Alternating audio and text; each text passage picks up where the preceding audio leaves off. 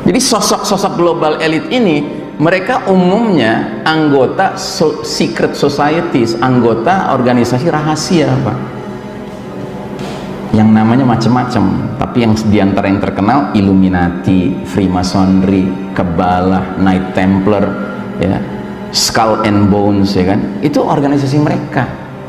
Apa yang mereka kerjakan di dalam organisasi rahasia mereka? Mereka mengerjakan rapat-rapat, meeting-meeting untuk merancang kejahatan di muka bumi ini.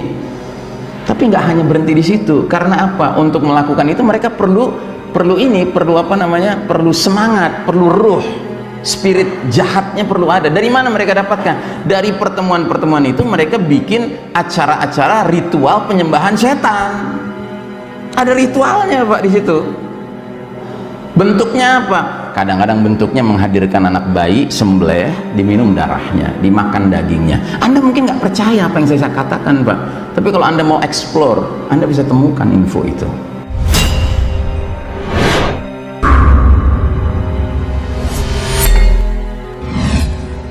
Nah, jadi saudaraku rahimakumullah, era yang gelap gulita ini harusnya semakin menyadarkan kita betapa pentingnya kita membaca wirid-wirid yang diajarkan Nabi Muhammad SAW, yang salah satunya adalah Nabi selalu setiap pagi dan setiap sore membaca ayat ini, Pak, sebagai wirid hariannya, yaitu surat Al-Baqarah 257, ya, 2 ayat setelah ayat kursi. Biasanya dibacanya paket dari ayat kursi 256, 257. Apa kata Allah dalam ayat ini? Allahu waliyul ladzina amanu yukhrijuhum minadh-dhulumati ilan nur. Allah wali bagi orang-orang beriman. Allah mengeluarkan mereka dari kegelapan kekafiran kepada cahaya iman, ya. Jadi kita membaca ini sambil menanamkan keyakinan sepenuhnya dalam diri kita bahwa kita ini ingin jadi orang beriman. Kalau ingin jadi orang beriman, mari kita benar-benar menjadikan Allah semata sebagai wali. Sebagai wali. Wali itu apa? Pemimpin, pelindung, penolong. Ya. Sebab kalau kita menjadikan Allah sebagai wali, apa yang terjadi? Allah kasih imbalan. Imbalannya apa? Kita dikeluarkan dari kegelapan menuju cahaya. Kita sedang hidup di era gelap gulita sekarang ini, Pak. Kemana cahaya yang bisa kita dapatkan? Ke Allah. Begitu Allah kita jadikan sumber cahaya, ya, maka sekalipun kita hidup dalam kegelapan, kita ini termasuk orang-orang yang dikhususkan sama Allah hidup di bawah naungan cahaya. Dan cahaya ini diantaranya disalurkan oleh Allah melalui kitabnya yang namanya Al-Quran, yang Allah sebutkan dalam surat Ibrahim ayat pertama dengan ungkapan yang sangat jelas sekali. Alif Lam Ra, kitabun anzalnahu ilaika litukhrijan nasa minaz zulumati ilan nur. Alif Lam Ra. Ini adalah kitab Al-Quran yang kami turunkan kepada engkau Muhammad agar engkau keluarkan manusia dari gelap gulita kepada cahaya terang benderang. Dengan izin Allah, Rabb mereka menuju jalan Allah yang maha perkasa lagi maha terpuji. Dulu Nabi dan para sahabat di Mekah berjuang sebelum hijrah ke Madinah, ya kan? Itu dalam kegelapan, Pak. Kegelapan kemusyrikan, karena yang mimpin Mekah itu kaum musyrik dan mereka sangat keras menentang dakwah tauhid yang dibawa oleh Nabi dan para sahabat. Tiap hari mereka hidup dalam kegelapan, Pak. Tapi para sahabat itu mempunyai sumber kekuatan cahaya dari mana? Dari Al-Quran. Mereka menjadikan Al-Quran itu sebagai sumber cahaya untuk diri masing-masing dan mereka tularkan pada orang lain, termasuk orang-orang musyrik. Sehingga orang-orang musyrik yang masih punya hati nurani kena cahaya sinar Al-Quran, ya, tersadarkan, taubat, hijrah, pindah menjadi muwahhid, menjadi ahli tauhid. Nah, dulu pernah terjadi, sekarang pun bisa terjadi, Pak. Bagi orang-orang yang sekarang tenggelam dalam sistem kufur, sistem syirik yang dipimpin orang-orang Yahudi Nasrani ini, yang saya sebutnya sistem Dajjal ini, Pak, mereka harus kita selamatkan. Dengan apa? Kita ajak mereka menyimak Al-Quran, kita bukakan hati mereka. Dan kita harus jadikan rumah-rumah kita ini tempat di mana sumber cahaya ada. Sekalipun dunia ini gelap gulita, Pak, nggak usah khawatir, ya. Tapi kita harus hidupkan cahaya yang semestinya di dalam rumah-rumah kita. Makanya Nabi pernah mengatakan, la taj'alu buyutakum maqabir. Jangan kalian jadikan rumah-rumah kalian kayak kuburan.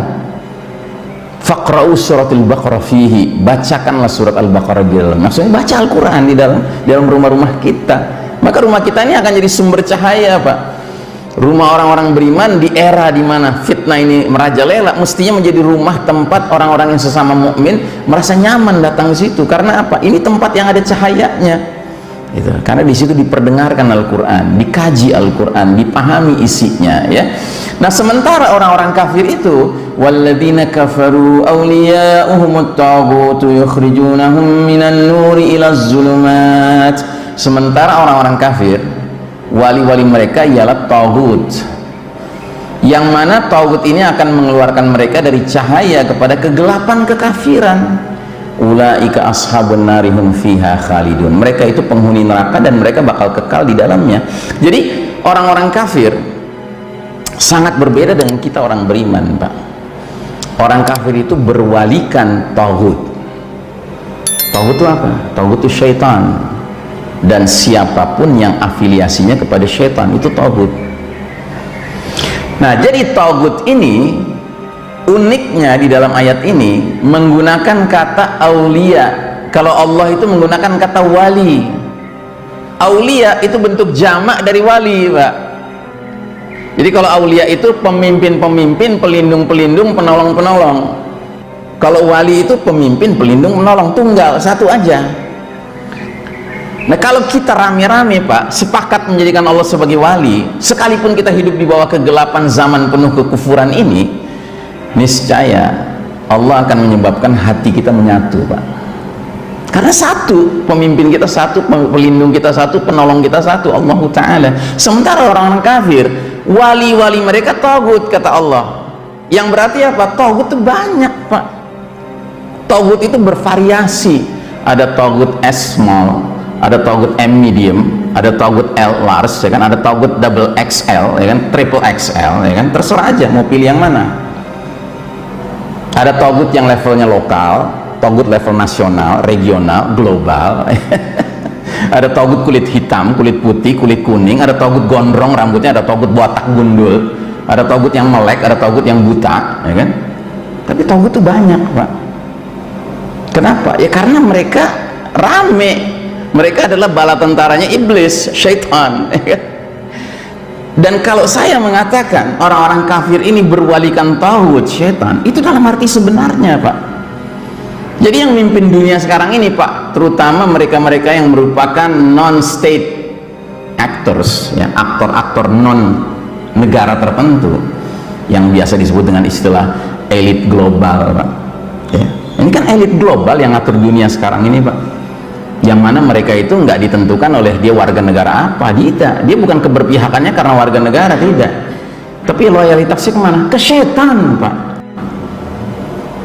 Jadi sosok-sosok global elit ini mereka umumnya anggota secret societies, anggota organisasi rahasia Pak, yang namanya macam-macam. Tapi yang diantara yang terkenal Illuminati, Freemasonry, Kabbalah, Knight Templar, ya, Skull and Bones, ya kan? Itu organisasi mereka.